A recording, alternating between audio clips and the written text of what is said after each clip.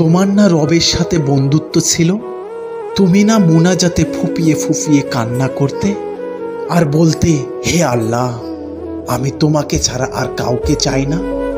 তাহলে এখন কেন তোমার রবের সাথে বিচ্ছেদ? তুমি না তওবা করেছিলে?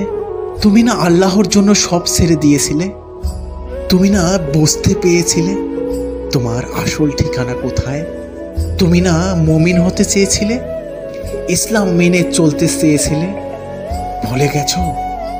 আবার কেন পাপে জড়িয়ে গেলে?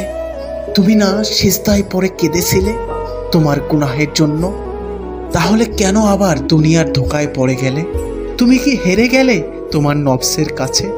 আল্লাহর প্রিয় হতে পারলে না? বারবার শয়তানের ফাঁদে পা ফেলছো? ব্যাপার না, এখনো সময় আছে।